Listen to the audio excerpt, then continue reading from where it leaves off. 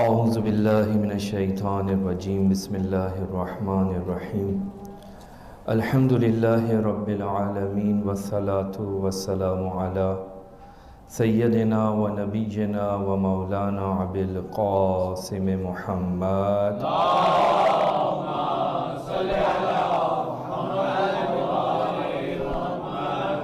وعلی اہل بیتہ الطیبین الطاہرین المعصومین المظلومین لا سیما بقیت اللہ العظم ارواحنا لہ الفدا ولعنت الدائمت علی اعدائہم اجمعین من یومنا الى قیام یوم الدین اما بعد فقد قال اللہ سبحانہ وتعالی فی محکم کتابہ اعوذ باللہ من الشیطان الرجیم بسم اللہ الرحمن الرحیم یا ایہا الذین آمنوا کتب علیکم الصیام کما کتب علی الذین من قبلکم لعلکم تتقون صلوات پڑھیں محمد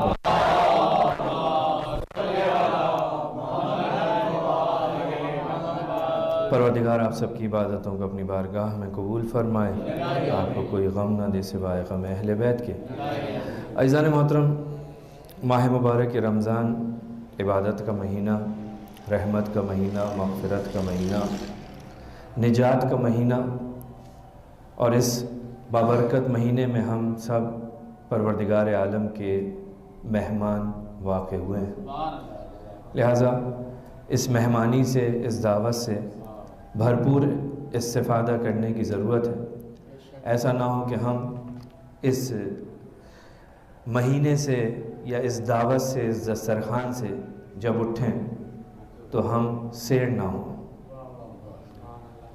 دسترخوان پہ بیٹھتا ہے انسان تاکہ سیر ہو، اور یہاں پر ہم نے اپنی روح کو سیر کرنا ہے، سیراب کرنا ہے۔ تو اس مہینے کی برکتیں ہیں، پروردگار آپ سب کو، ہم سب کو زیادہ سے زیادہ اس سے بہرہ مند ہونے کی توفیق عطا فرمائے۔ اس مہینے کی اہم ترین عبادت روزہ ہے، جو آپ الحمدللہ ہم سب رکھ رہے ہیں، اور روزہ جو پروردگار عالم نے واجب کیا، یا ایھا الذین آمنوا کتب علیکم الصیام، تم پر روزہ فرض کر دیا گیا ہے۔ البتہ روزہ فرض کر دیا، لیکن روزہ فرض اس معنی میں ہے کہ پہلے تمہارے اندر طاقت ہونی چاہیے، قدرت ہونی چاہیے۔ یعنی پروردگار نے روزہ انسانوں پر، تم مسلمانوں کے اوپر واجب کیا ہے، ان مسلمانوں پر، ان افراد پر کہ جن کے اندر روزہ رکھنے کی شرائط پائی جائیں، جن میں روزہ رکھنے کی شرائط پائی جائیں۔ لہٰذا ہم سب جب توضیح المسائل کا مطالعہ کرتے ہیں، پڑھتے ہیں، فقہ کی کتابیں پڑھتے ہیں، تو اس کے اندر لکھا ہوتا ہے شرائط تکلیف، آپ کے اوپر یہ جو شرعی ذمہ داریاں عائد ہوتی ہیں ان کی کیا کیا شرائط ہیں۔ ان شرائط کو اگر ہم دیکھیں تو اس کے اندر سب سے پہلی شرط لکھی ہوتی ہے بالغ ہونا۔ بھائی نماز پڑھنی ہے کب واجب ہوگی گا؟ جب بالغ ہو جائیں گے۔ لڑکے کے بلوغ کی سن 15 سال قمری، لڑکی کی 9 سال قمری، اس سے پہلے پڑھ سکتے ہیں نہیں پڑھ سکتے؟ علماء نے، مجتہدین نے لکھا، کہا لڑکے کو 7 سال کے بعد والدین کے لیے مستحب ہے کہ اس کو امر کریں کہ روزہ رکھو، نماز پڑھو۔ لڑکے کے لیے البتہ عمر انہوں نے بیان کی ہے کہ 7 سال کے بعد اس کو کہا جائے، لیکن لڑکی کے لیے نہیں کہا کہ 9 سال سے پہلے کس عمر میں ان کو کہنا چاہیے۔ کہہ سکتے ہیں 9 سال سے پہلے، 8 سال میں بھی کہہ سکتے ہیں، 7 سال میں بھی کہہ سکتے ہیں۔ تو لیکن واجب کب ہوگا؟ جب 9 سال کی ہوگی، جب 15 سال کا ہوگا۔ تو صرف یہ ایک شرط ہے، کہا نہیں، بالغ ہونا چاہیے، عاقل ہونا چاہیے، عقل مند ہو۔ دیوانے کے اوپر تکلیف نہیں ہے، دیوانے سے پروردگار روزہ نہیں چاہتا۔ اسی طریقے سے مثلا بے ہوش نہ ہو۔ ایک شخص جو ہے وہ اچانک بے ہوش ہو گیا، رات کو پورے دن بے ہوش رہا، افطار کے وقت اگر اس کو ہوش آتا ہے تو اس کے اوپر روزہ واجب نہیں ہے، اس دن کا روزہ گیا، اس کی قضا نہیں ہے، ختم۔ بے ہوش نہ ہو، ہوش کی حالت میں ہونا چاہیے۔ اسی طرح جو خواتین کے مسائل ہیں، کچھ خواتین سے تعلق رکھتے ہیں کہ خواتین فلاں فلاں ایام میں نہ ہو۔ ایک چیز جو آتی ہے وہ آتی ہے روزہ ضرر اور نقصان دہ نہ ہو۔ یہ بھی عمومی شرائط کے اندر سے ہے کہ آپ کے پاس اگر آپ روزہ رکھیں تو روزہ آپ کے لیے سختی کا باعث نہ ہو۔ اگر کسی شخص کو یقین ہے، کسی شخص کو اطمینان ہے، حتیٰ کسی شخص کو اگر گمان ہے کہ روزہ رکھے گا تو اسے نقصان ہو جائے گا، اسے نقصان پہنچے گا، اس کے جسم کو نقصان پہنچے گا، ایسا نقصان کہ جس نقصان کو عام طور پر تحمل نہیں کیا جا سکتا، یعنی طاقت سے زیادہ ہے، وہ نقصان ہے جو برداشت نہیں کیا جا سکتا، یا عقلائی احتمال ہو کہ نقصان ہوگا، تو فرماتے ہیں کیا؟ کہا کہ روزہ رکھنا واجب نہیں ہے۔ لیکن واجب نہیں ہے یعنی کیا؟ یعنی اس وقت اس کے اوپر روزہ واجب نہیں ہے، لیکن اگر رکھ لے گا تو کوئی مسئلہ نہیں ہے۔ اس کے بعد دوسرا مسئلے میں کیا فرماتے ہیں؟ فرماتے ہیں کہ اگر کسی شخص کو یہ ہو کہ میں روزہ رکھوں گا تو مر جاؤں گا، یا اتنا شدید نقصان ہوگا، مثال کے طور پہ میری کڈنی فیل ہو جائے گی، میرا کوئی عضو ناقص ہو جائے گا، تو ایسی صورت میں کیا ہے؟ روزہ رکھنا حرام ہے۔ یعنی پروردگار عالم اگر کوئی تکلیف، کوئی واجب کسی انسان کے اوپر کسی چیز کو قرار دے رہا ہے تو اس کی طاقت کو ملحوظ خاطر رکھ رہا ہے۔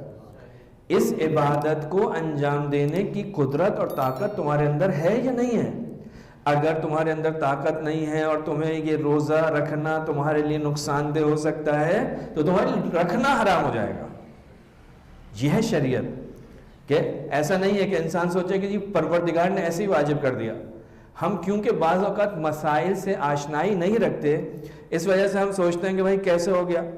تو یہ جو طاقت کا مسئلہ جو میں نے آپ کی خدمت میں تھوڑا سا دوسروں کی نسبت سے ذرا ڈیٹیل دے دی، اس کی تھوڑی وضاحت دے دی، اس کی وجہ یہ تھی کہ میں اس جگہ پر لا رہا تھا کہ بچیاں 9 سال کی سن میں جب بالغ ہوتی ہیں لڑکیاں، تو وہ بیچاری بہت چھوٹی دکھتی ہیں۔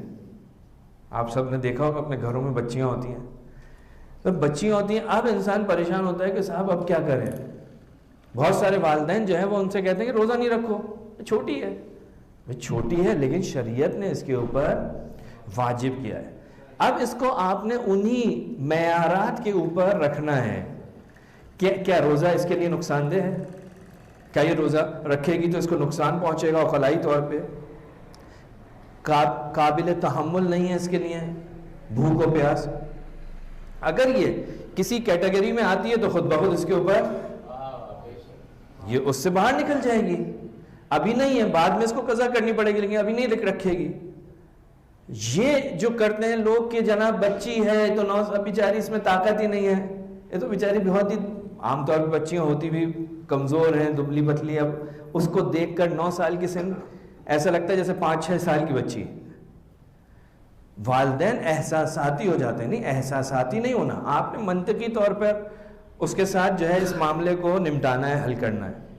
لہٰذا روزہ اگر نقصان دہ نہیں ہے، لیکن مثلا فرض کریں کہ بچی چھوٹی ہے، گرمی بہت لگتی ہے، پورے دن بھوکا رہنا اس کے لیے مشکل ہے، یہی ہے نا مسئلہ۔ تو اس مسئلے کو آپ روزہ چھڑوا کر حل نہ کریں، بلکہ اس کا حل شریعت نے آپ کو بتایا ہے۔ کیا کریں؟ آپ قربت مطلقہ کی نیت سے اس بچی کو روزہ رکھوائیں، اس بچی کو روزہ رکھوائیں گے، وہ روزہ رکھے گی۔ جب وہ دن میں کسی موقع پر بہت زیادہ کمزوری محسوس کرے، اس کے لیے روزہ مکمل کرنا ناممکن ہو جائے، بہت مشکل ہو جائے، بغیر پانی پیے، بغیر کھانا کھائے وہ آگے نہ بڑھ سکتی ہو، ٹھیک ہے، اب شریعت یہاں پر آ کر کیا کہتی ہے کہ اس سے برداشت نہیں ہو رہا، اس کو ضرورت کے مطابق پانی دے دو، ضرورت کے مطابق کھانا دے دو۔ آپ نے ضرورت کے مطابق اس کی ضرورت کو پورا کر دیا۔ اب اگرچہ اس کا روزہ نہیں ہوا، لیکن اس نے کوئی حرام کام بھی نہیں کیا۔ اس کی جو ذمہ داری تھی روزہ رکھنا وہ رکھا، لیکن مکمل نہیں کر سکی طبیعت کی وجہ سے، طاقت کی وجہ سے۔ نتیجہ یہ ہوگا کہ اس دن صرف اور صرف وہ اسی مختصر غذا پہ، مختصر پانی پہ گزارا کرے گی، باقی پورے دن کچھ نہیں کھائے گی۔ جب ضرورت محسوس ہوگی، جتنی ضرورت ہوگی اتنا ہی کھائے گی، اس کے بعد میں اس کو قضا کرنی پڑے گی۔ لیکن وہ لوگ جو روزہ نہیں رکھواتے یہ کہہ کر کہ چھوٹا ہے، بچہ چھوٹا ہے، بچی چھوٹی ہے، عزیزان محترم، وہ والدین تو چھڑوا دیتے ہیں، بعد میں وہ بچی جو ہے کس طرح سے اس کی قضا اور کفارہ ہوتے مشکل ہے۔ لہٰذا اگر تھوڑی سی ہم فقہی مسائل سے آشنائی رکھتے ہوں تو ہماری یہ مشکل کہ بچی چھوٹی ہے کوئی مسئلہ نہیں، روزہ رکھے، جب تک اس سے برداشت ہوگا وہ رکھے گی، جب اس کے لیے ناقابل برداشت ہو جائے کھول لے۔ شریعت نے یہ تو نہیں کہا کہ اس نے آخر تک مکمل کرنا ہے. ایک صلوات پڑھیں محمد والا.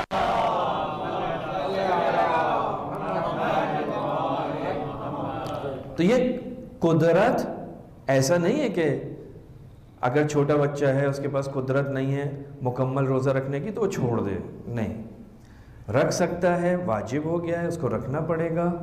اب اگر دن میں بھوک و پیاس کا اس پہ غلبہ ہو جاتا ہے, برداشت نہیں کر پاتی, تو اب شریعت ہر انسان کو حکم دیتی ہے, ہر انسان کے لیے دروازہ کھلا ہوا ہے. اگر آپ مکمل کرنے جائیں گے, بیمار پڑ جائیں گے, نقصان ہو جائے گا, تو آپ روزہ افطار کر سکتے ہیں. تو یہاں کیا ہے, گناہ سے بھی بچ جائے گا اور کفارے سے بھی بچ جائے گا. ایک اور صلوات پڑھیں گے.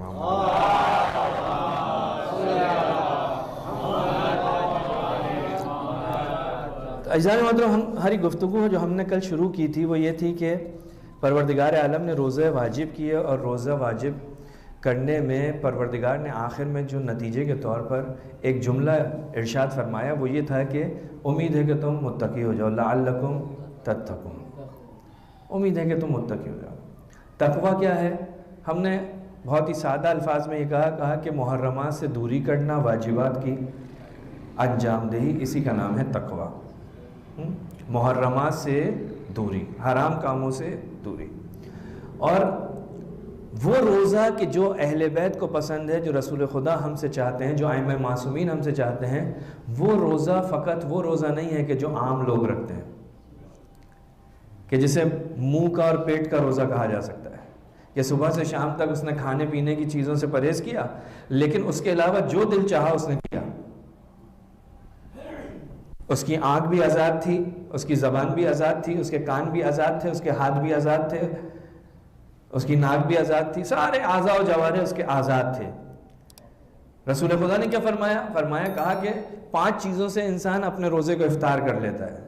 وہ 5 چیزیں وہ ہیں کہ جو توزن مسائل کے اندر نہیں ہیں.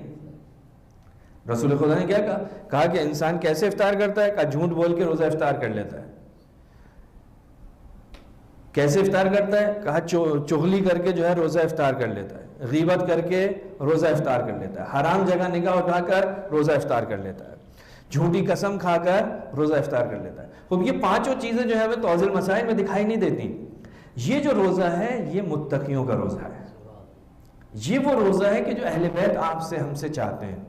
تو اسی چیز کو ہم نے آگے بڑھاتے ہوئے آپ کی خدمت میں یہ عرض کیا تھا کہ رسول خدا نے یہ جو حدیث رسول سے نقل ہوئی, اس کے اندر ہم نے دیکھا کہ 5 چیزیں جو رسول نے بیان کی, اور چھٹے امام کی حدیث بھی ہم نے بیان کی تھی, اس میں بھی بہت ساری چیزیں تھیں.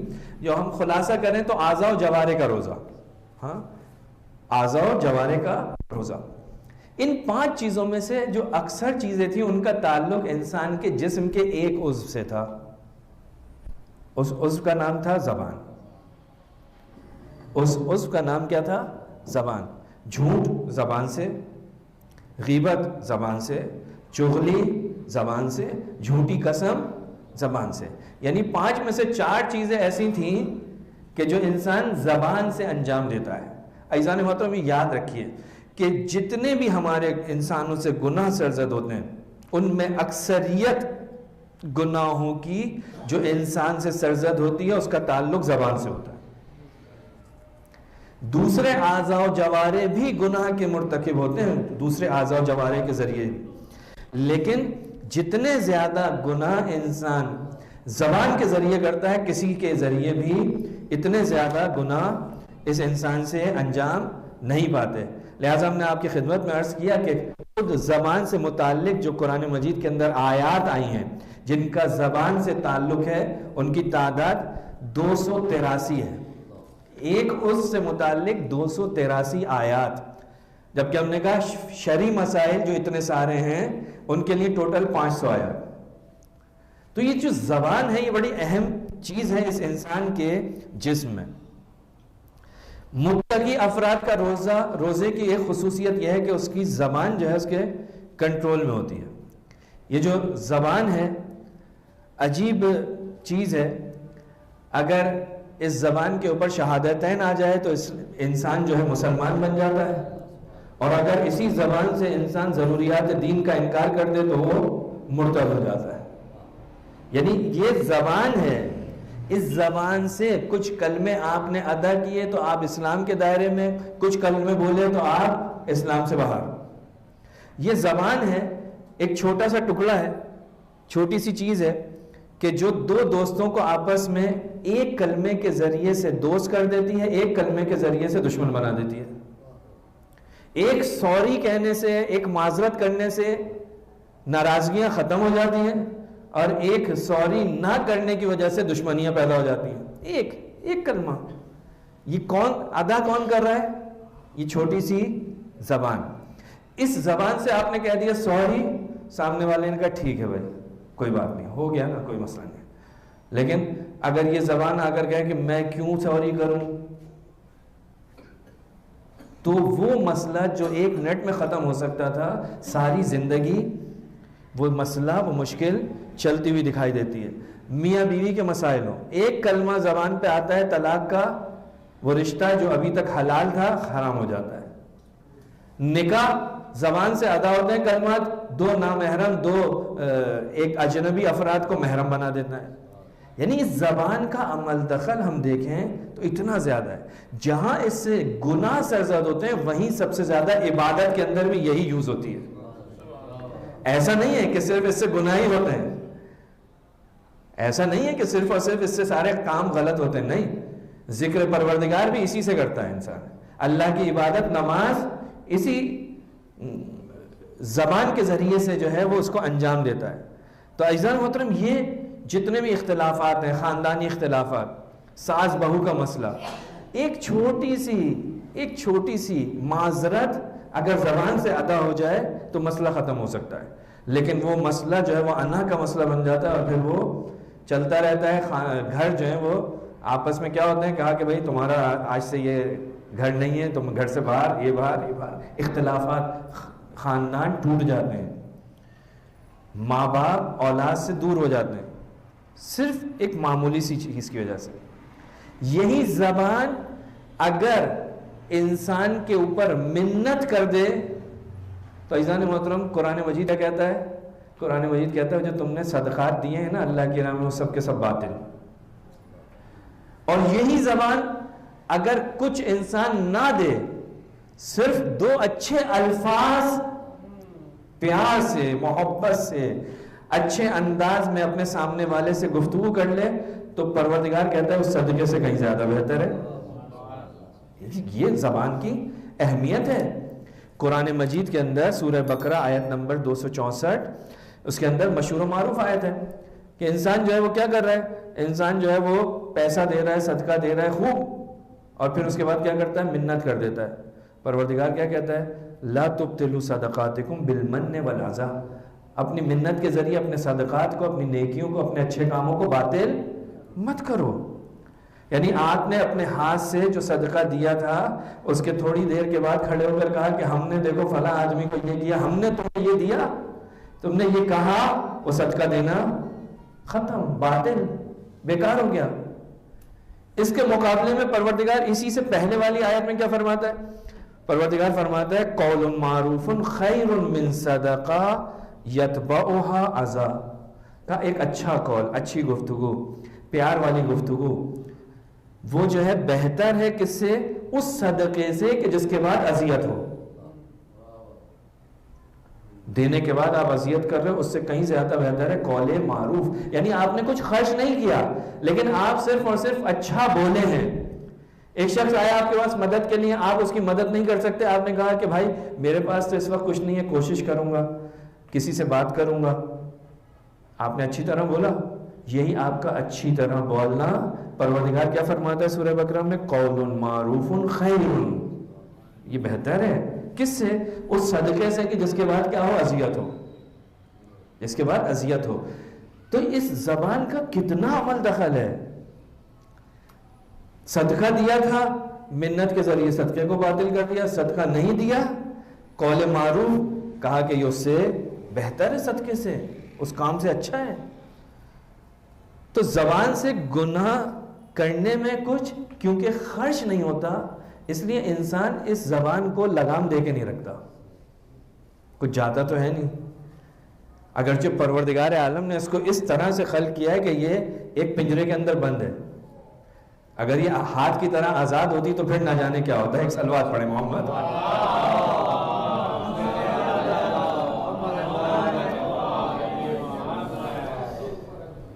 تو یہ جو زبان ہے اس سے بہت زیادہ، آپ کی خدمت میں کل عرض کیا تھا کہ محجت البیضاء میں فیض کاشانی نے 20 گنا زبان سے سرزد ہوتے ہیں، 20 گنا. البتہ میں نے عرض کیا کہ یہ 20 گنا انہوں نے لکھے ہیں، ایک بعد میں آنے والے ایک شخص نے لکھا ہے 119 یا 29 گنا اس زبان سے سرزد ہو سکتے ہیں. یہ بڑی تعداد. تو ایک گناہ جو آپ کی خدمت میں گزشتہ روز عرض کیا تھا، جو بالکل معاشرے کے اندر عام ہو چکا ہے، وہ ہے جھوٹ. ہماری گفتگو اس کے اوپر مختصر سی ہم نے گفتگو کی.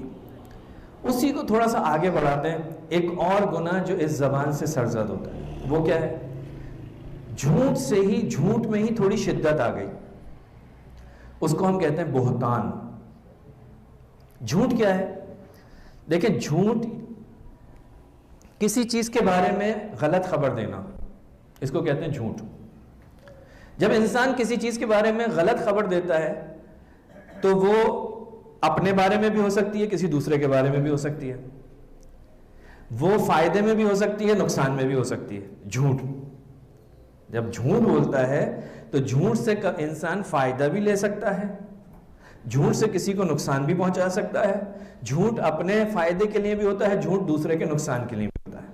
یہ جھوٹ ہے. لیکن جو بہتان ہے وہ اس سے زیادہ شدید ہے. جھوٹ سے اور زیادہ شدت ہے کس میں؟ بہتان میں.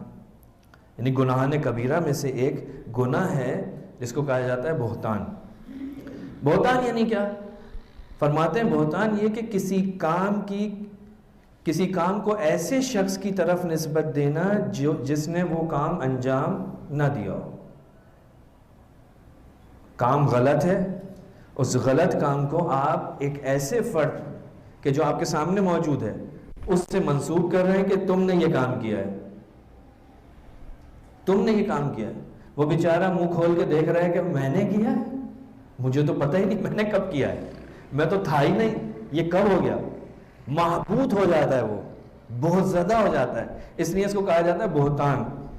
وہ محبوط ہو گیا، بیچارہ پریشان ہے، دیکھ رہے کیا ہوا، یہ کیا، میں نے تو کچھ ایسا کیا ہی نہیں. اور یہ شخص بغیر کسی علم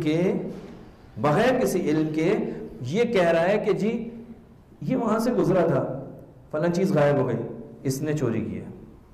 بھائی کیسے پتا اس نے چوری کی ہے؟ وہ بیچارہ پریشان ہے. یہ جو بہتان ہے یہ جھوٹ سے بھی زیادہ شدت رکھتا ہے، یعنی بدترین قسم ہے جھوٹ کی.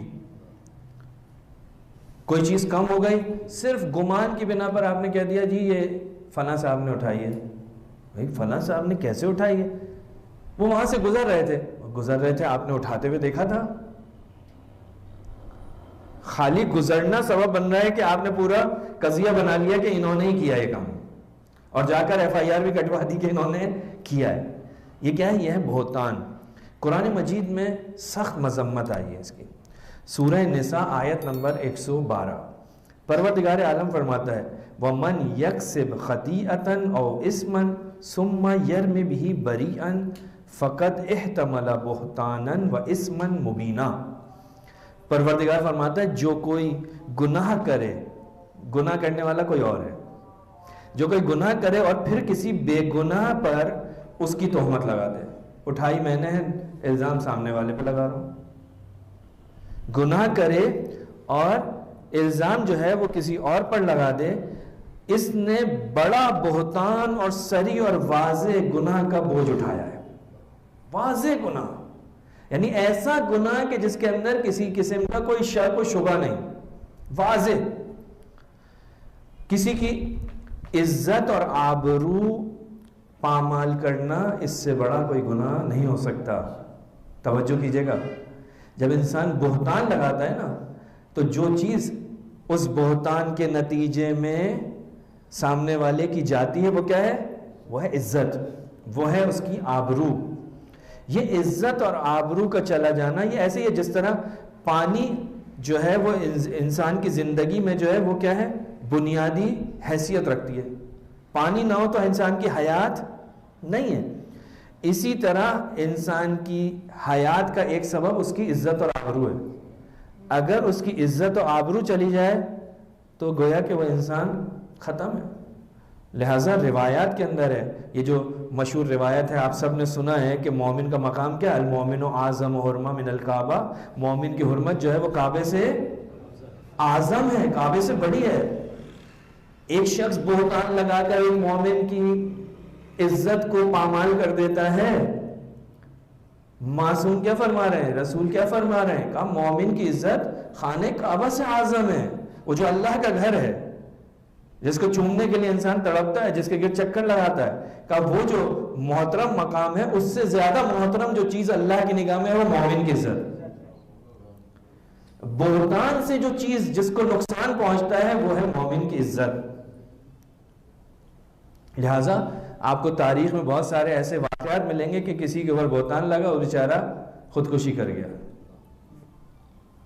ناحق اس کے اوپر۔ تو عزیزان محترم، ایک گناہ جو بہت ہی بڑا گناہ ہے، حضرت مریم کے لیے پروردگار عالم نے اس کلمے کو استعمال کیا ہے کہ قرآن مجید میں سورہ نساء میں ہی آیت نمبر 156 میں بنی اسرائیل نے کیا کیا؟ اللہ کی نسبت تو وہ کفر کر ہی رہے تھے، انہوں نے کیا کیا؟ قولہم علی مریم بہتانا عظیما، انہوں نے حضرت مریم کے اوپر بہتان، ایک بڑا بہتان لگایا۔ حضرت مریم کا یہ امتحان ہے، حضرت مریم نے جو امتحان دیا ہے وہ معمولی امتحان نہیں ہے۔ حضرت مریم اتنے سارے لوگوں کے سامنے کھڑی بھی ہیں اور وہ لوگ جناب مریم کے لیے کیا کچھ کہہ رہے ہیں، بہتان لگا رہے ہیں، آپ کی عصمت، آپ کی پاکیزگی، آپ کی طہارت کی دھجیاں اڑا رہے ہیں۔ پروردگار عالم کہتا ہے کہ ہم نے بنی اسرائیل کو اس کی سزا دی ہے، اس بہتان کی، یہ جو انہوں نے مریم کے اوپر بہتان لگایا، ہم نے ان کو سزا دی۔ تو یہ جو ایک گناہ جو اس زبان سے ہماری ادا ہوتا ہے، ہمیں اپنی زبان کو جو کنٹرول کرنے کی ضرورت ہے، جہاں جھوٹ سے وہیں دوسری چیز وہ کیا ہے؟ بہتان۔ روایت میں اللہ کا نبی فرماتا ہے من بہت مومنا او مومنا او قال فیہ ما لیس فیہ، جو شخص بھی مومن یا مومنہ پر بہتان لگاتا ہے اور وہ چیز جو اس مومن یا مومنہ میں نہیں ہوتی اس کی نسبت دیتا ہے اس کو، اقامہ اللہ علی تل من نار حتی یخرج مما قالہ فیہ، پروردگار عالم کیا کرے گا اس کو؟ بہتان لگانے والے کو، کہ اس کی سزا یہ ہے کہ پروردگار عالم قیامت میں ایک ٹیلا ہوگا آگ کا بنا ہوا، ایک ٹیلا ہوگا آتش کا، آگ کا، اس ٹیلے کے اوپر اس انسان کو جس نے بہتان لگایا ہے کھڑا کر دیا جائے گا، اس ٹیلے کے اوپر اس بہتان لگانے والے کو کھڑا کر دیا جائے گا حتی یخرج مما قالہ فیہ، یہاں تک کہ وہ اپنے اس کہے سے باہر نکل آئے۔ یا چھٹے امام امام صادق علیہ السلام فرماتے ہیں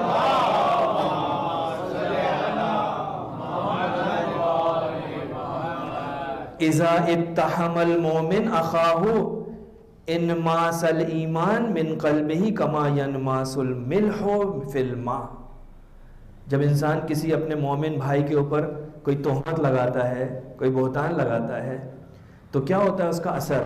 ایک اثر کیا ہے قیامت میں جو رسول خدا کی روایت میں کیا ہے؟ اس آگ کے بنے ہوئے ٹیلے کے اوپر اس کو کھڑا کر دیا جائے گا۔ دوسرا اثر چھٹے امام فرما رہے ہیں، فرماتے ہیں کہ جب کوئی مومن اپنے کسی مومن بھائی کے اوپر بہتان لگاتا ہے، تہمت لگاتا ہے، تو اس کا ایمان کیا ہوتا ہے؟ حل ہو جاتا ہے، حل ہو جاتا ہے یعنی ختم ہو جاتا ہے۔ کیسے حل ہو جاتا ہے؟ کہتے ہیں جس طرح ایمان، اس کا جو دل کے اندر جو ایمان ہے وہ حل ہو جاتا ہے، باقی نہیں رہتا۔ کما ینماس الملح فی الماء، جس طرح سے نمک کو پانی کے اندر آپ گھولتے ہیں نا، وہ کیا ہوتا ہے؟ اس میں غائب ہو جاتا ہے، دکھائی نہیں دیتا، ختم ہو جاتا ہے۔ جس طرح نمک پانی میں حل ہو جاتا ہے، اسی طرح اس کا ایمان بھی دل میں حل ہو جاتا ہے۔ یعنی اتنا بڑا گناہ ہے کہ اگر انسان اپنے کسی مومن بھائی کے اوپر بہتان لگاتا ہے، تہمت لگاتا ہے، تو اس کا ایمان ختم ہو جاتا ہے۔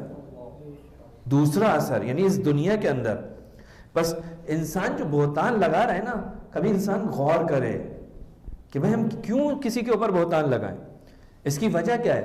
اس کی وجہ جھوٹ ہے، اس کی وجہ غیبت ہے۔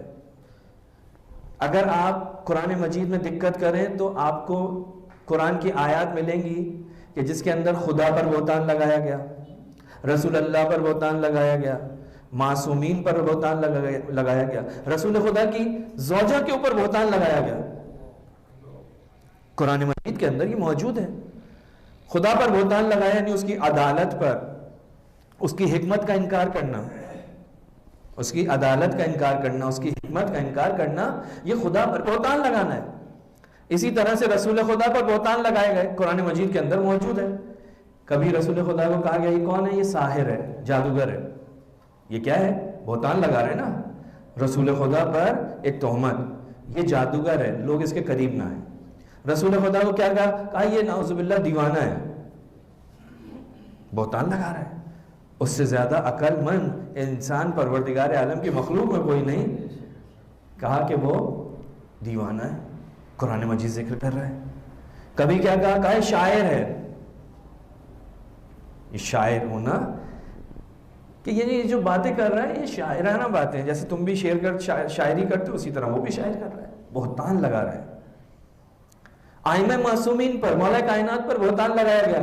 علی مگر مسجد کے اندر نماز بھی پڑھتے تھے. یہ کیا ہے؟ جب مولا کی شہادت کی خبر پہنچی ہے تو شام کی سرزمین والے کیا کہہ رہے ہیں کہ علی کا مسجد سے کیا واسطہ؟ یعنی بہتان لگایا اتنی شدت کے ساتھ کہ علی گویا کہ کیا کہہ سکتے ہیں، زبان سے ادا نہیں کر سکتے. تو یہ بہتان لگا رہے تھے. حتی تک قرآن مجید نے وہ واقعہ نقل کیا، اس کی طرف اشارہ کیا جس کو ہم سورہ نور کی آیت نمبر 11 ہے، جس کے اندر رسول کی ایک زوجہ کے اوپر بہتان لگایا گیا، الزام لگایا گیا. پروردگار عالم نے آیت نازل کی، مولا کائنات کو رسول خدا نے بھیجا، کہا جاؤ دیکھو کیا ہے. اور پھر وہ پاک و پاکیزہ، اس کی طہارت و عصمت ثابت ہوئی. لوگ بہتان لگا رہے تھے. یعنی اس زمانے میں بھی تھا، آج بھی ہے. آج بھی ہمارے درمیان ہم لوگ بہت سارے موقعوں پر ان چیزوں کا خیال نہیں رکھتے. عزیزان محترم، جب انسان بہتان لگاتا ہے نا تو پھر وہ کچھ نتائج کے لیے تیار رہے. آخرت کی سزا تو اپنی جگہ کے اس ٹیلے پہ کھڑا ہوگا، لیکن دنیا کے اندر اس کی سزا کیا ہے؟ اس کا ایمان ختم، حرام کا مرتکب ہو رہا ہے، جھوٹ کہہ رہا ہے، ظلم کر رہا ہے، ظلم کا مرتکب ہو رہا ہے، اخروی عذاب میں مبتلا ہو رہا ہے. خدا کی لعنت ہو رہی ہے اس بہتان لگانے والے پر. یعنی ایک چھوٹا سا گناہ جو زبان سے ہوا تھا اس کی وجہ سے پروردگار عالم اس شخص کے اوپر لعنت کر رہا ہے، اس کی گواہی قبول نہیں کر رہا، ایمان اس کا گھل گیا ہے. آسمان سے بڑا گناہ، روایت کیا کہتی ہے؟ یہ جو بہتان لگانا ہے کوئی چھوٹا اور معمولی گناہ نہیں ہے. آسمان کی وسعت کتنی ہے؟ معصوم امام فرماتے ہیں کہ آسمان کی وسعت سے کہیں زیادہ بڑا گناہ ہے کسی کے اوپر بہتان لگانا. اور عجیب روایت میں نے دیکھی اس سلسلے میں کہ انسان جو تہمت لگا رہا ہے، جو بہتان لگا رہا ہے، یہ برا عمل کر رہا ہے نا. یہ عمل جو ہے یہ نامطلوب عمل ہے، ناپسند عمل ہے، برا عمل ہے. یہ جو برا عمل کر رہا ہے، توجہ کیجئے گا، یہ برا عمل کرنے کی دعوت انسان کو کون دیتا ہے؟ شیطان. شیطان کیا چاہتا ہے؟ شیطان چاہتا ہے کہ انسان کو اللہ کے اطاعت سے، دائرہ اطاعت سے باہر نکالے. شیطان کا کام یہی ہے. شیطان کا کام یہ ہے کہ انسان کو وہ مخالفت پروردگار پر اکسائے. شیطان کا کام. لیکن دو گناہ ایسے ہیں، دو گناہ اس انسان سے ایسے سرزد ہوتے ہیں کہ شیطان بھی ان گناہوں کی تائید نہیں کرتا. شیطان بھی، یعنی جس کا ہم و غم یہ ہے کہ وہ انسان کو اللہ کے مقابلے میں لا کر کھڑا کرے، انسان سے وہ کام کروائے جو پروردگار عالم پسند نہیں کرتا. لیکن دو کام ایسے ہیں کہ جو شیطان بھی قبول نہیں کر رہا. روایت ہے چھٹے امام امام جعفر صادق علیہ السلام،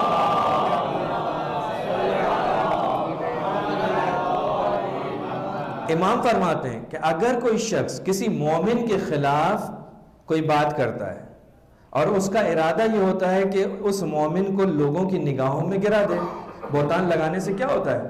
یہی ہوتا ہے کہ وہ شخص جو ہے وہ دوسروں کی نگاہوں میں گر گیا. اگر اس نے اس طرح کا ارادہ رکھتے ہوئے کسی کے اوپر الزام لگایا، اس کا اثر کیا ہوتا ہے؟ اس کا سب سے پہلا اثر یہ ہوتا ہے کہ خدا اسے اپنی سرپرستی سے باہر نکالتا ہے. آیت الکرسی پڑھتے ہیں، اللہ کون ہے؟ اللہ ولی الذین آمنوا. اللہ کس کا سرپرست ہے؟ ان لوگوں کا سرپرست ہے جو ایمان لے کر آئے. آئے اولی الامر، اطیعوا اللہ کی اطاعت کرو. وہ جس کی اطاعت کا حکم دیا جا رہا ہے، جو آپ کا سرپرست ہے، وہ کیا کہتا ہے؟ میری سرپرستی سے باہر نکل جاؤ. یعنی پروردگار عالم اس شخص کو جو بہتان لگاتا ہے اس کو اپنی ولایت، اپنی سرپرستی سے باہر نکالتا ہے. تو جو پروردگار عالم کی ولایت اور سرپرستی سے باہر نکل جائے، وہ کیسے رسول اور علی ابن ابی طالب کی سرپرستی میں باقی رہ سکتا ہے؟ یعنی بہتان لگانے والا شخص کہ جس کو پروردگار عالم اپنی ولایت و سرپرستی سے باہر نکال رہا ہے، قطعاً رسول خدا بھی اسے اپنی ولایت و سرپرستی سے باہر نکالیں گے، امیر المومنین بھی اس کو اپنی ولایت و سرپرستی سے باہر نکالیں گے، ائمہ معصومین بھی اس کو اپنی ولایت سے باہر نکالیں گے.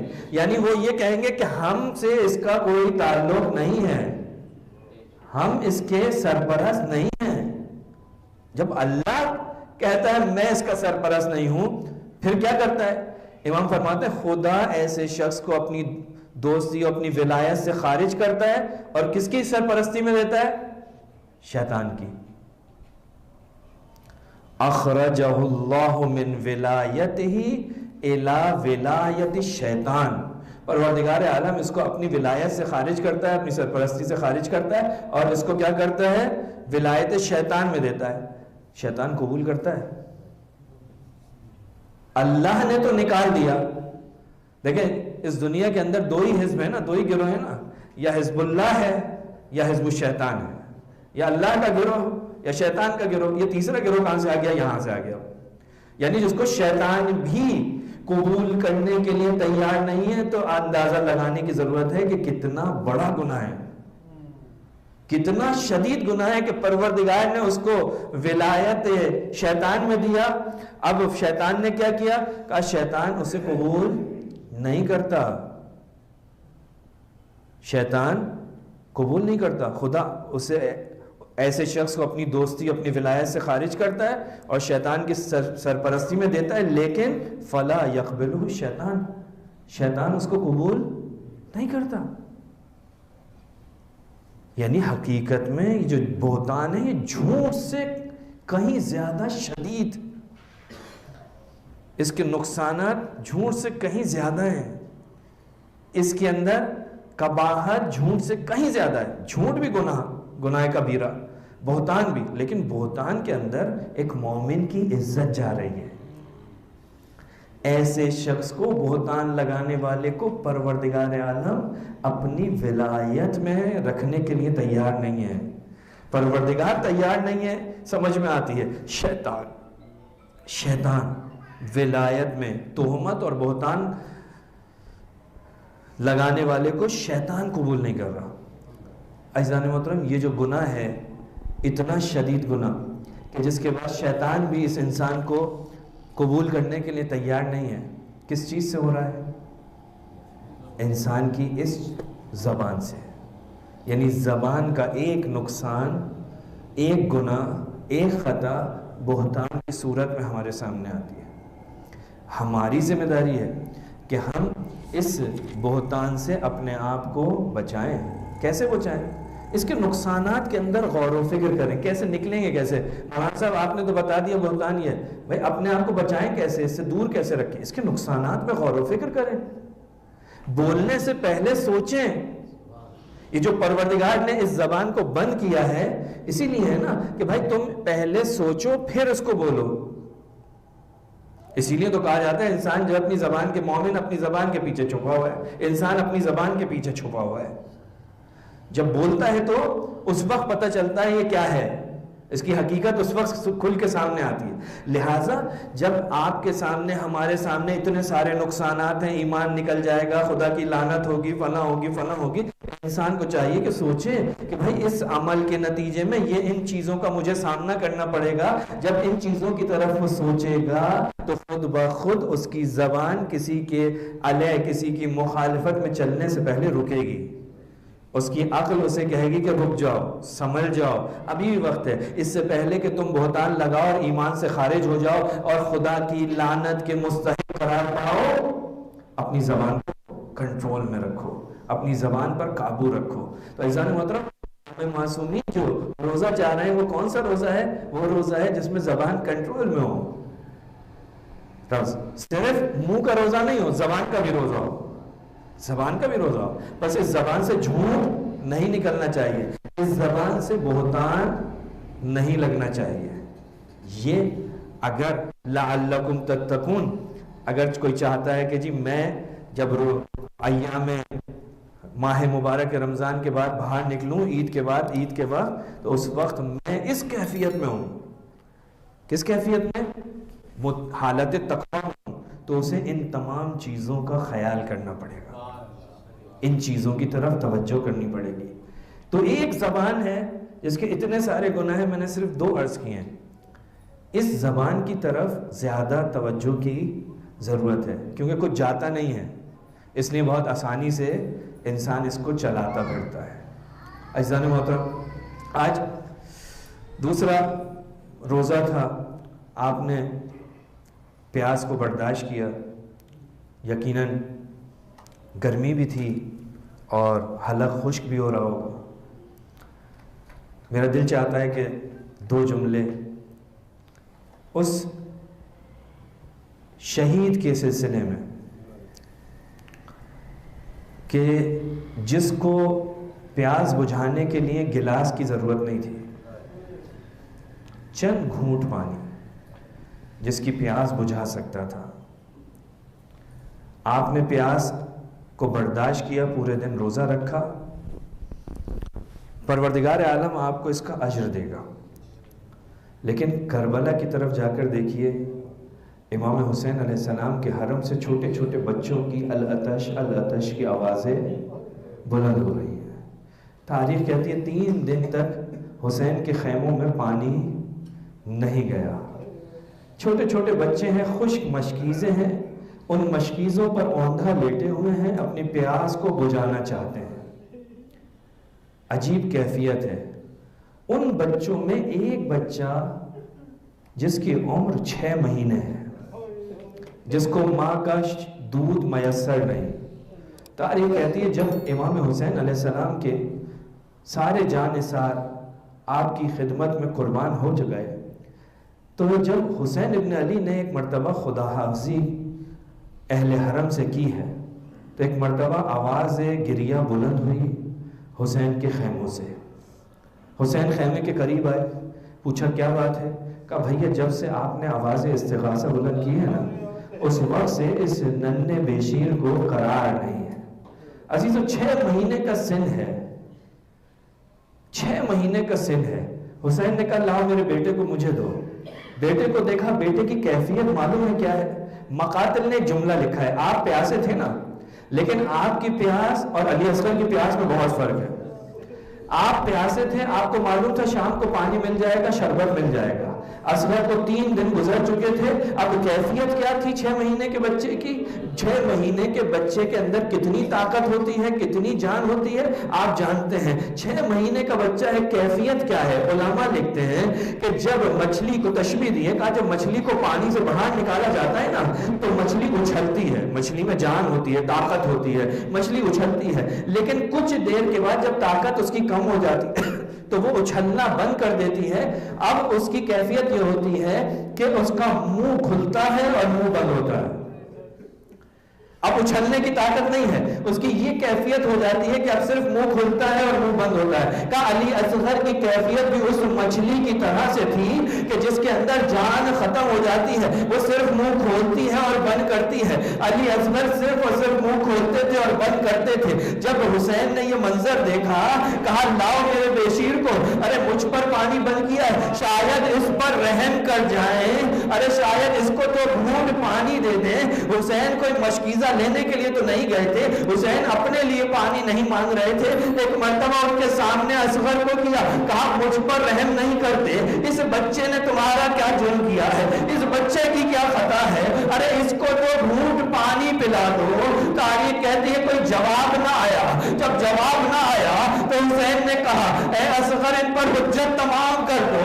ارے اب اصغر نے اپنے خشک ہونٹوں پر اپنی خشک زبان کس طرح سے پھیری، ارے اشکیا کے لشکر میں کوہرام مچا۔ اس کوہرام کا مچنا تھا، ایک آواز بلند ہوئی، اقطع کلام الحسین، اے حرملا ارے حسین کے کلام کو قطع کر دے۔ تاریخ کہتی ہے ایک مرتبہ حرملا نے تیر سے شعبہ اٹھایا، ارے مارنا چاہتا ہے نہیں پھینک سکا، دوبارہ اٹھایا نہیں پھینک سکا، تیسری مرتبہ جب تیر پھینکا ہے تو تاریخ کہتی ہے ایک کان سے لگا دوسرے کان سے باہر نکلا۔